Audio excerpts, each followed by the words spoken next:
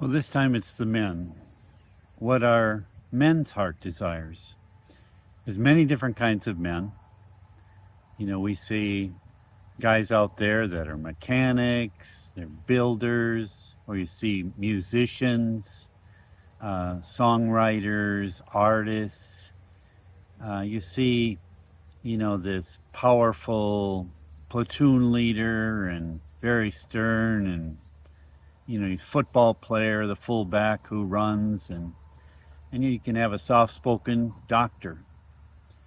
It doesn't matter what the personality is. Inherently, God-given, there are three desires specific to men that motivate men, guide men, and sometimes are lost. We lose it because we lose touch with our hearts.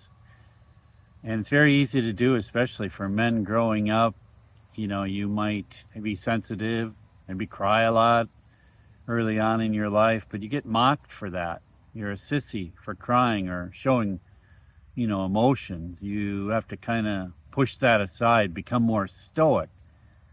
And while we admire people, the guys who star in 007 or the John Wayne types, these guys that seem to have no emotion, top of everything, never get ruffled, well, we like that in a way. But part of it in that whole picture is missing is that dimension of, caring and feeling and having emotions, which makes us human. We look at Jesus, he's a strong man, led people, strong leadership skills, strong teaching skills. He was unafraid of what, the Pharisees threw at him. And yet he had this kind of gentleness, sensitivity, cared for women in a very deep and personal way. So we need our hearts to be a part of our manhood. But for a lot of us, we've lost heart. We've become cold, even callous. Jesus said, when he was looking at people, their hearts have become calloused. They hardly hear and have closed their eyes. And it's often why men have a difficulty connecting spiritually with God, because we kind of shut down the very things within us that enable us to connect with God, and also to the women in our lives that are important, and they want to see our hearts. We don't even know what they're talking about. And certainly was true for me, because I shut down my heart, became very stoic, unemotional. And, when I got married, my wife was constantly saying, well, show me what you're feeling. Tell me something that's not just superficial. And I said, well, I want to talk about my job. That's important to me. And she's saying, yeah, but that's not, all you're doing is telling me stuff. Honestly didn't know what that was, and I had to awaken my own desires. And that's my encouragement to you, to become the person God created you to be, which includes emotions, includes your heart. To awaken our desires, we have to acknowledge our feelings. We have to look at them. We have to allow them to appear.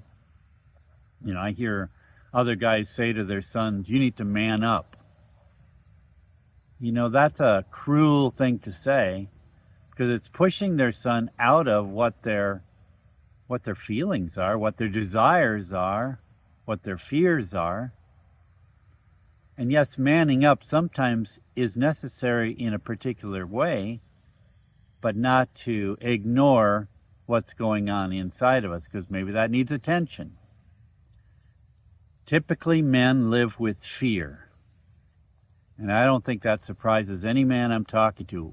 There are lots of things that make us insecure, not the least of which is going to emotional places.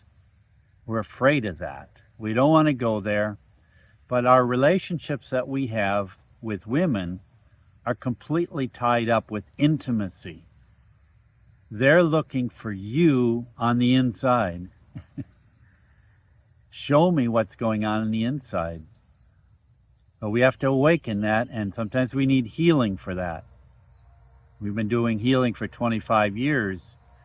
A lot of men have come, but usually out of desperation. Their marriages are headed for a divorce. Their wife is tired of the battle of trying to get you to open up.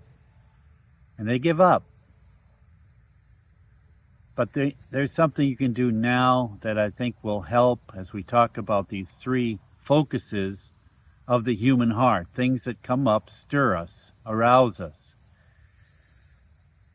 In shutting down our heart, we shut down our longings, what appeals to us, what refreshes us. We can frustrate our girlfriend or our wife because they want to know the essence of you, but you've lost part of who you are. Your children need to feel your love. They need to feel your care, not just see it in some way. My daughter used to say, "Why don't you put your strong arms of love around me?" I didn't know what she was talking about. I was hugging her, but my heart was missing. I'd shut it down. It's not masculine if you have sensitivity. But restoring a man's true heart desires, and the emotions are there within the heart, that brings all that stuff back and makes it far easier, and also to connect with God. Because he said, I connect with you heart to heart. He wants to reach to us in that intimate, personal way, like a very, very, very good friend, maybe the only one we'll share our dark secrets with. So let's talk about these three desires. The first one that is inherent in every man, no matter what they're like out on the outside, is there's a desire to be a warrior. Now, God put into our hearts a desire to fight for something. And we do that in all sorts of ways. When I saw the 9/11 towers collapsing on TV, there was a righteous anger that rose in me, and that was a good emotion. I needed to feel that. It's normal.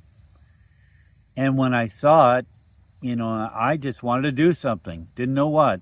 But across the land, throughout every state, there was record numbers of guns and ammunition that were purchased. Men don't want to give up that stuff because it enables them to fight back against the bigger opponent. Gives us a way. And it makes us feel stronger. But deep inside of us, even if you don't like guns and all of that, you can't relate to that. Deep inside of you is still this desire to be a warrior, to defend, to protect, to fight for something. Now, fear may overtake you, but some things are worth fighting for. If you see a bully pushing a girl down, I know if I do, my blood pressure rises. I might be afraid to do something, but I'm feeling it inside. I want to do something. And God said to me one point that I need to fight for my wife. I never thought about it in that perspective. And we watch a boxing match or football players, we lunge with them, we enter in, we duck. We're in the fight. That's natural to us. Men often fantasize seeing themselves as being this hero, this victor. We want to wear that badge of honor because we won. But it isn't always this outward physical way that we fight. Years ago, there was a story in Ukraine. There was another enemy force that was pushing against, it was going to overtake this town. This is before the Ukraine war. And the priests in Ukraine all lined up in a row in front of this fierce, well-equipped army. And all they did was hold their rosaries and pray. And that army would not pass them. There was something about their valor that made them rethink, what are they doing? My daughter does little things with kids, and she teaches them that there's a spiritual war they need to fight against the enemy. Evil spirits want to take them down, want to make them feel bad, feel unvaluable. They just are rude. And she said, you need to ask the Lord for a weapon. She brings a weapon along of a real sword. After the talk is over, all the little boys are running up and they want to hold the sword. It's natural to us to have this, we want to be the valor. We want to hold that sword and fight the enemy. Soldiers go to war. What are they fighting for? And often in their wallets are pictures of family, a girlfriend, a wife, their children. It gives them heart, a reason to fight. It brings that into a focus that I'm going to do this for them. Now, Jesus was very kind and compassionate. He had all sorts of emotions. We see him crying in the Bible. He doesn't hide it. Everybody sees it. And yet he picks fights with the Pharisees. He picks up a rope, makes a whip, and starts overturning tables in fierce anger. He's defending his father, who these people aren't respecting. Makes him mad, and he fights. God's a warrior. We see the Bible full of stories of men fighting for their people, for their families, for their land. Probably the biggest battle we have out there, and you're not even aware of it, is this spiritual war. It makes me mad how the enemy destroys people, robs from them, steals from them, and even kills them. And it makes me mad, and I fight back now after I've learned how, that he's my number one enemy. He wants to bring me down, destroy my life, destroy my purpose, destroy my identity. And spiritual warfare is something you can learn about. And on my website, I have a talk on spiritual warfare, fighting this war and how to do it.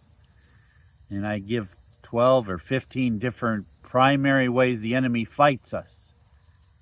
Go to my website, healingyourhearts.org. Order that and listen to it. Learn about the war and start fighting. Every man can do that. And you don't need weapons of war to do that. You have certain weapons that God will give you that will overcome him. Join Jesus' army. He needs workers in the army. He needs people that are going to fight for him. God is strong in battle. And he put that desire in you to be like him and to follow the way he does things. The second desire that we have is the desire for adventure. And this is a key one to bring back all of the other desires that you have. It's a hard one for women to hear, but I've taught women about this.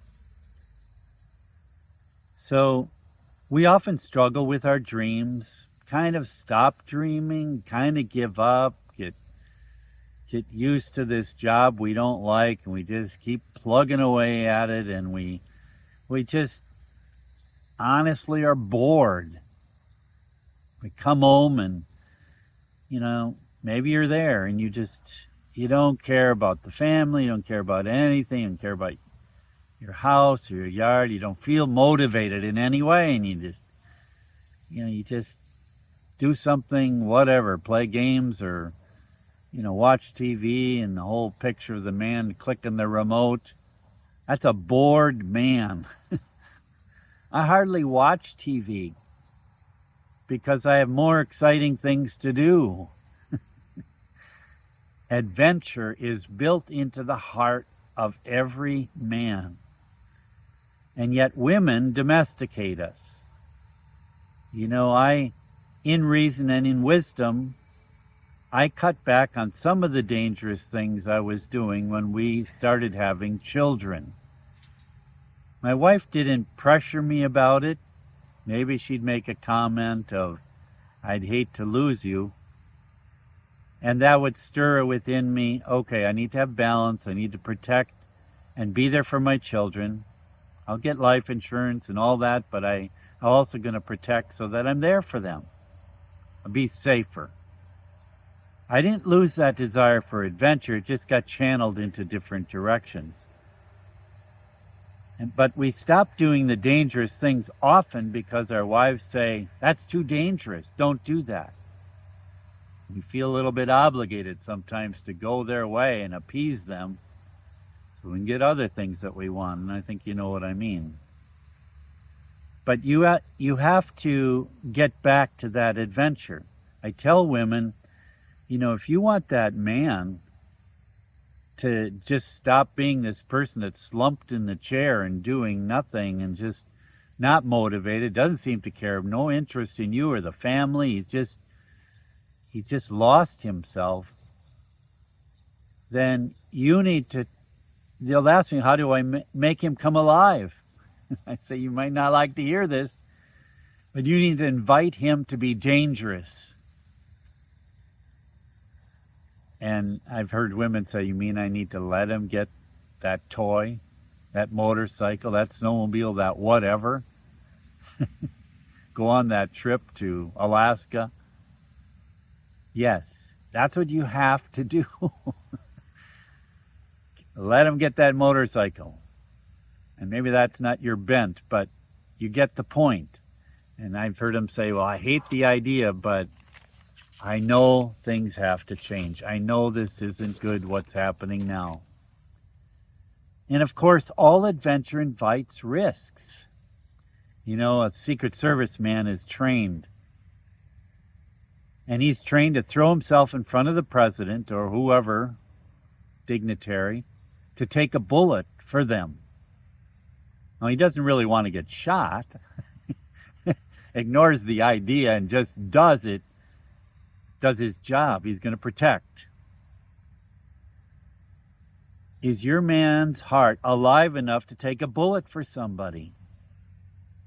Are you willing to throw yourself in front of danger to protect someone? To bring that back, we need adventure.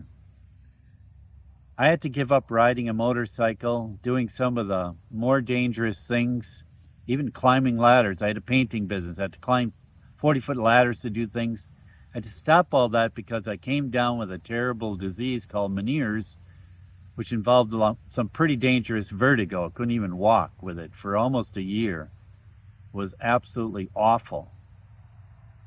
I didn't lose my sense of adventure, but it definitely was curbed. I couldn't do the things that I would normally do. I couldn't just climb up in a tree because vertigo could come out of nowhere and I'd fall. I did continue to drive, took that risk,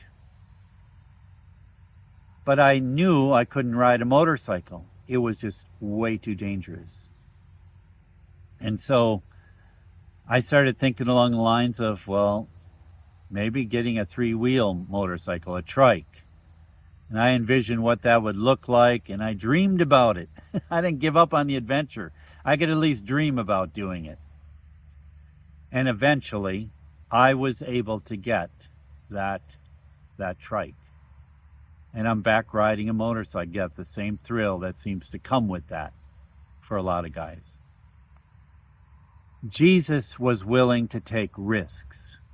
He left heaven and put himself at risk. People tried to kill him numerous times before they eventually did. But it was the adventure that comes within a man that motivated him. Was there fear? Yes, you saw it in the garden. Father, take this cup from me. He experienced normal stuff, fear.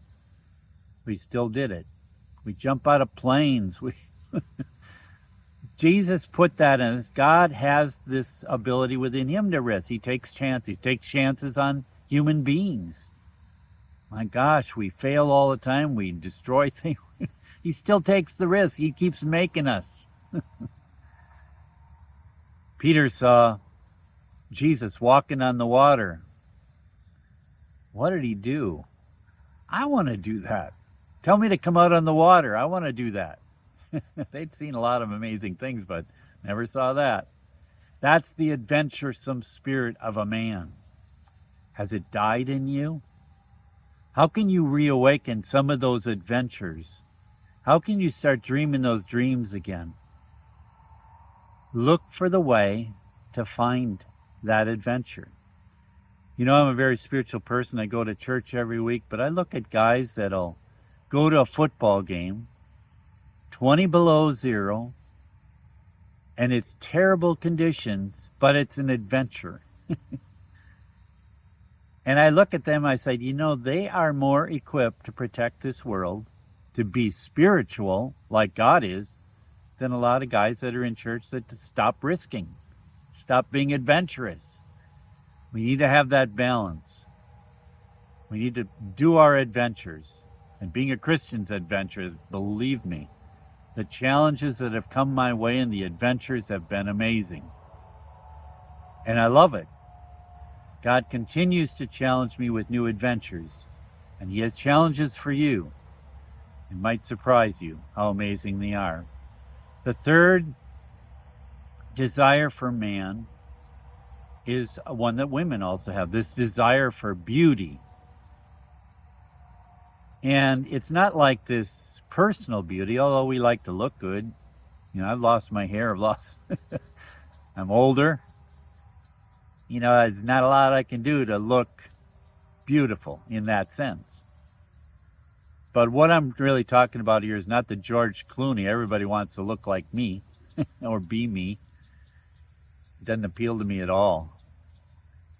No, what this is about, this desire for beauty, is a desire for beauty. And that is a deep, deep thing in us. God put that in us. We look at the very beginning of Adam being created, and he was alone. And there was something missing. God could see it. And so he created something beautiful and presented it to him. And Adam came alive, didn't he? There was something about the beautiful that motivated him. It was a desire that God put in us. And so he presents us with all sort of beautiful things that sometimes are in danger of being defaced. And that whole thing of that I talked before of fighting for. You know, desire for beauty that's inside of us is where we find ourselves carefully treasuring it. We protect our toys. We want to keep them clean and beautiful. We protect them, we tend to them, and sometimes we have to rescue beauty. And that's a deep part of us. The idea of this whole Lone Ranger thing, or we've seen a lot of guys, I don't need anybody, that's a lie. We're always going to need others. We don't have enough within ourselves. Of course, we need God.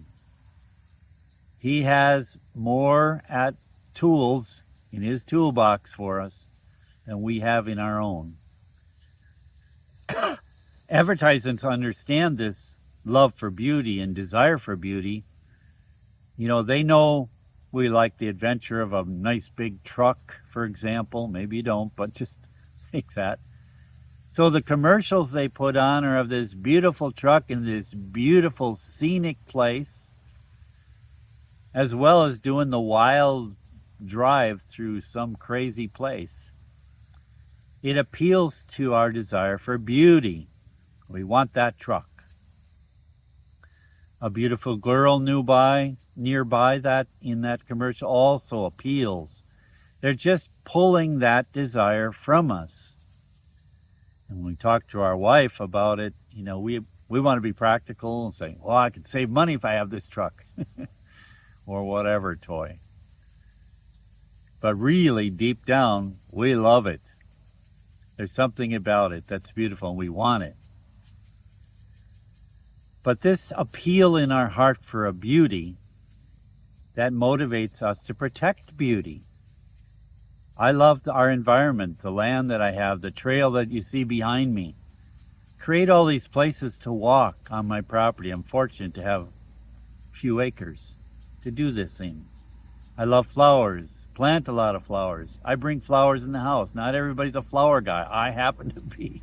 I don't know where. Where that comes from, my mom loved flowers, maybe that's why. She planted a lot, but it was appealing. They're beautiful. And I'm always experimenting with new flowers and just love it.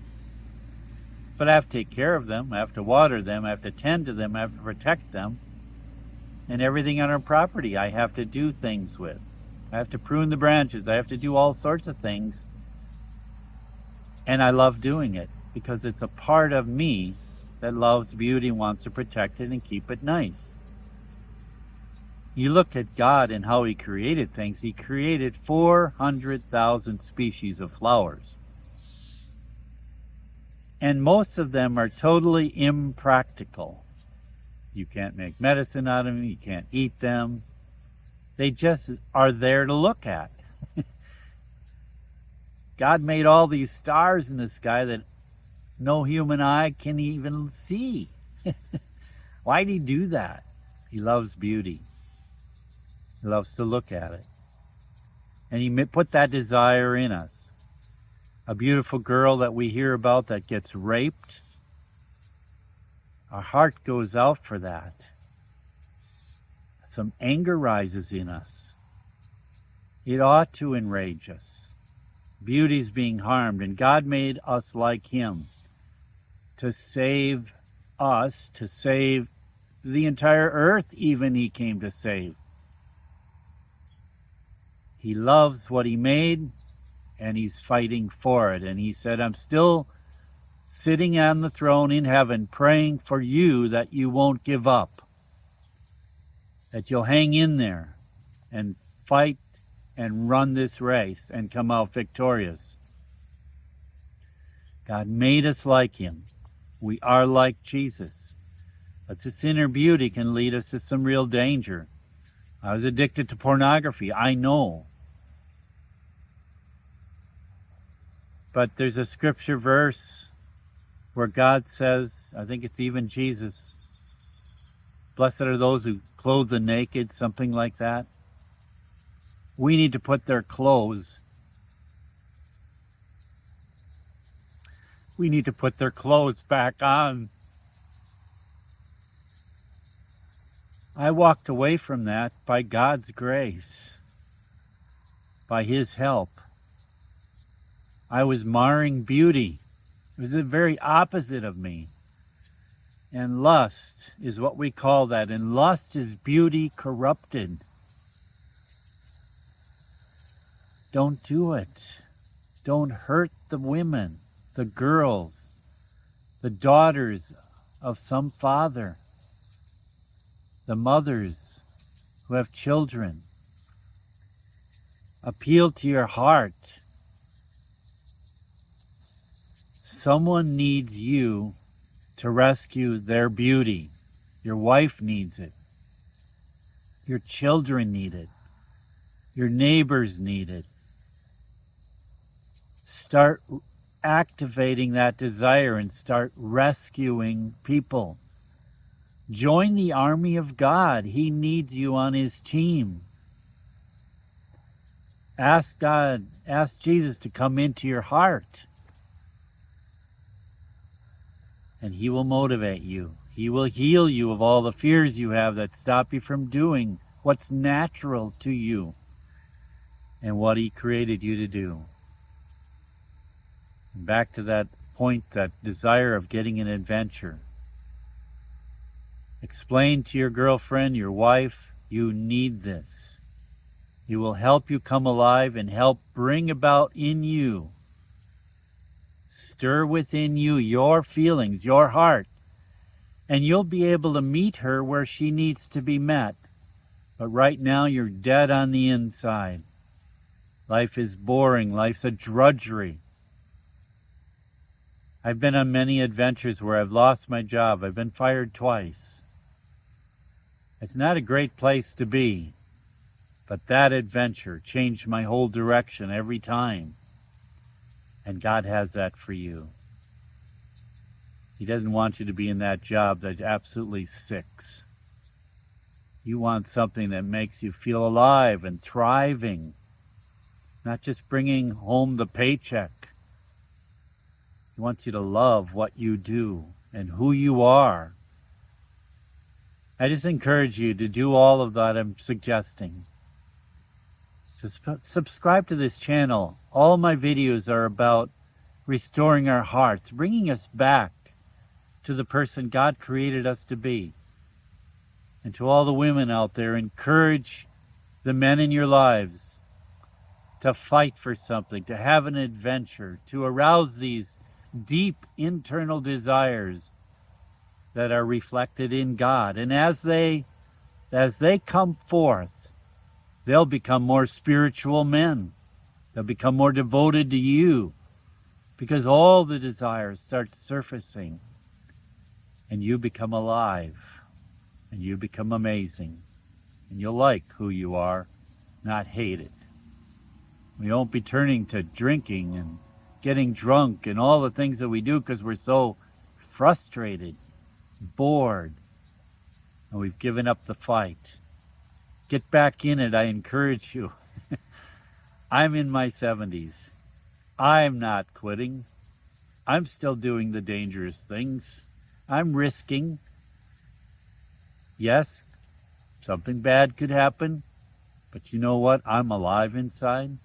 Go for it. Go for it. God has a plan. Ask him for the idea. Ask him to bring back your dreams.